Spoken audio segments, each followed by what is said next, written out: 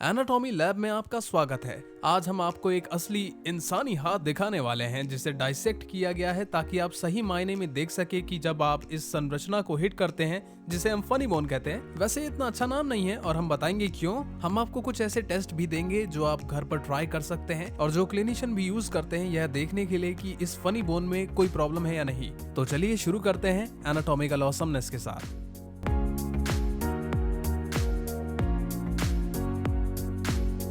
चलिए नाम से शुरू करते हैं, फनी बोन। पर असल में ये कोई हड्डी नहीं है। जब आप अपनी कोहनी के अंदर को हिट करते हैं तो यह एक नर्व है जिसे उल्ना नर्व कहते हैं। उल्ना नर्व एक कॉम्प्लेक्स से निकलती है जो गले में होता है जिसे ब्रांकियल प्लेक्सिस कहते हैं।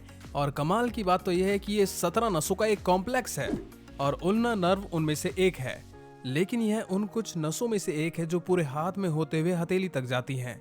तो चलो आपको इसके पाथवे को कैडावर डाइसेक्शन में दिखाते हैं। तो आप देख रहे हैं ऊपर वाले हाथ के अंदर की तरफ, तो असल में यहीं पर जैसा कि आप देख सकते हैं ट्राइसेप्स और एक और मसल है जिसे बाइसेप कहते हैं और यहाँ पर हमारे पास उल्नर नर्व है। मैं जानता हूँ क्रेजी है और आप देख सकते हैं कि हमने इसे टिश्यू से निकाल दिया है। यह ऊपर वाले हाथ से होकर कोहनी के अंदरूनी हिस्से तक जाता है, लेकिन असल में कोहनी के पीछे के हिस्से पर। यह एक इम्पॉर्टेंट पॉइंट है।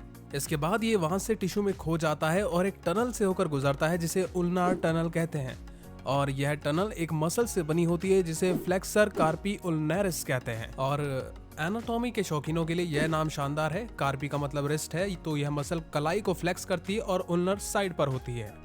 लेकिन इसके बाद ये नस इस टनल से निकलकर यहाँ से नीचे की तरफ उल्ना के साथ साथ जाती है और फिर यह इस मसल के नीचे से होते हुए कलाई तक पहुँचती है। यह कार्पल टनल से नहीं गुजरती जैसा आपने सुना होगा, लेकिन यह यहाँ के कुछ टिश्यू के नीचे से होते हुए हाथ तक पहुँचती है। यह नस सबसे ज्यादा परेशान होने वाली या चोटिल होने वाली नसों में से एक है। लगभग हर कोई इससे किसी न किसी हद तक परेशान रहता है। लेकिन ऐसा क्यों होता है? यह कहानी है आसपास की संबंधित एनाटॉमी के कारण। अब याद रखिए, हमने यहाँ पर इस नस को उठाया था, लेकिन जैसे जहाँ पर मैं टैप कर रहा हूँ वहाँ हड्डी है, कुछ पतले कनेक्टिव टिश्यू के नीचे यहाँ पर। तो अगर आप यहाँ जेफरी को देखें तो कोहनी के पीछे यहाँ पर ये वाला हिस्सा, इसे मीडियल एपिकोंडाइल कहते हैं क्योंकि यह मीडियल साइड पर है। और इसके पीछे यहाँ ये थोड़ा सा गहराई आपको देखने को मिल रही है, इसे उल्नर ग्रूव कहते हैं। और इसी उल्नर ग्रूव से उल्नर नर्व गुजरती है और यहाँ पर नस को प्रोटेक्ट करने के लिए ज्यादा कुछ नहीं है, सिर्फ त्वचा और कनेक्टिव टिश्यू है। बाकी नसों की तुलना में जो ऊपर के अंगों में आ जाती हैं, उनमें से ज्यादातर मसल या मांसपेशियों और दूसरी संरचनाओं से ढक जाती है। लेकिन अगर आप इसे यहाँ पर मारते हैं, वैसे आजकल मैं जिम जा रहा हूँ, तो आप इसे रगड़ देते हैं इस ग्रूव के ऊपर जोर से और नस को झटका लगता है। तो अगर इसके पाथवे की बात करें तो अगर आप यहाँ पर इसे हिट करते हैं तो निश्चित रूप से आपको दर्द होगा। लेकिन यह झटका या झुंझुनापन हमें ये समझा देता है कि यह झुंझुनी नस इस पाथवे से होकर हाथ तक जाती है और ज्यादातर लोग इसे महसूस करते हैं उस जैपिंग सेंसेशन के रूप में। और कुछ लोगों में जिनकी उल्नर नर्व में ज्यादा गंभीर समस्या होती है, उनकी मांसपेशियां भी कमजोर हो सकती है। तो आपके हाथ में झुंझुनापन क्यों होता है और कुछ लोगों में मांसपेशियों की कमजोरी क्यों होती है? इसे समझने के लिए हमें यह देखना होगा कि नसें कैसे काम करती हैं। और इसे समझने के लिए मैं अपनी एक्सटेंशन कॉर्ड एनालॉजी लाता हूँ। तो चलिए एक्सटेंशन कॉर्ड लाते हैं ताकि मैं आपको तुलना या एनालॉजी करके दिखा सकूं। ये एक्सटेंशन कॉर्ड है और ये उल्नर नर्व देख सकते हैं आप। तो आपने नसों और न्यूरॉन्स के बारे में तो सुना ही होगा। वे कैसे जुड़े हैं, क्या वे अलग हैं या वहां पर क्या चल रहा है? यह तुलना हमें बेहतर समझने में मदद करेगी। अगर मैं इस एक्सटेंशन कॉर्ड को काट दूं तो आप देखेंगे कि इसके अंदर छोटी छोटी तांबे की तारें होती हैं।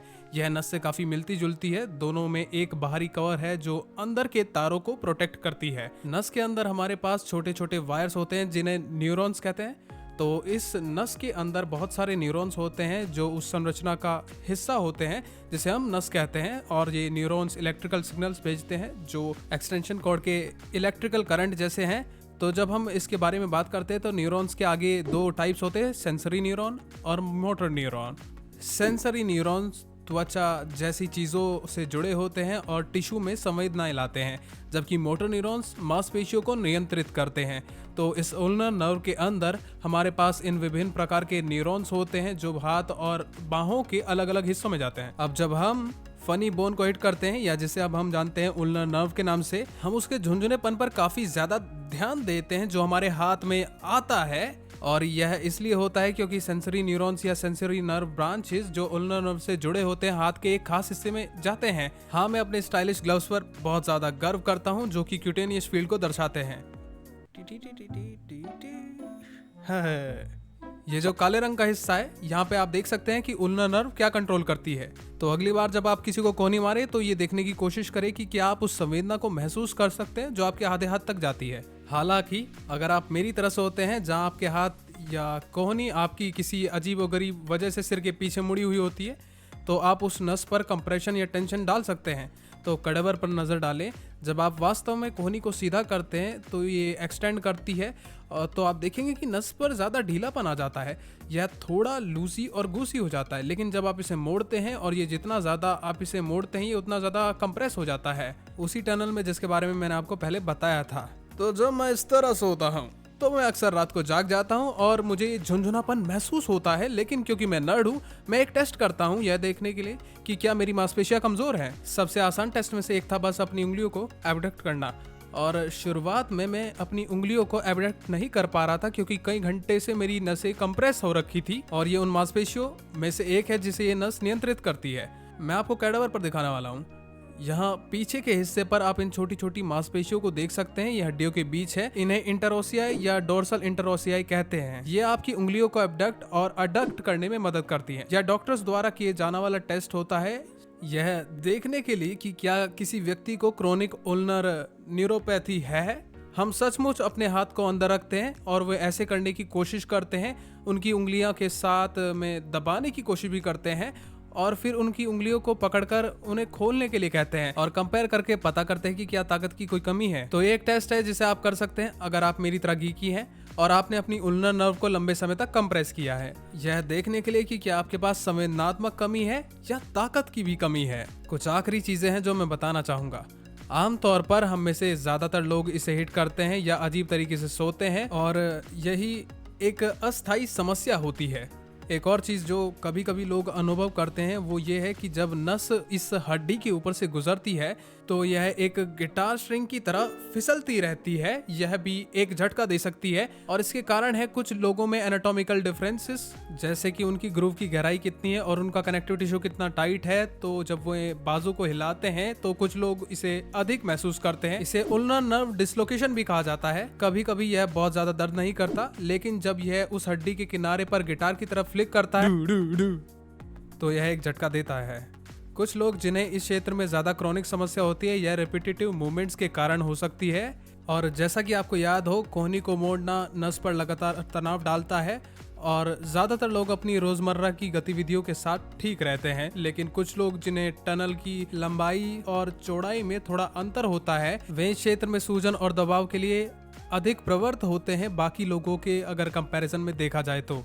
ऐसे मामलों में कभी कभी क्लिनिकों में मैं लोगों को सलाह देता हूं कि वे अपने रिपीटेटिव मूवमेंट्स को सीमित करें। अगर वे अपने हाथ को मुड़ा हुआ रखकर सोते हैं तो हम उन्हें एक ब्रेस पहनने के लिए कहते हैं ताकि वे अपनी कोहनी को एक निश्चित डिग्री तक ही मोड़ सकें, और ये अक्सर काम बना देता है।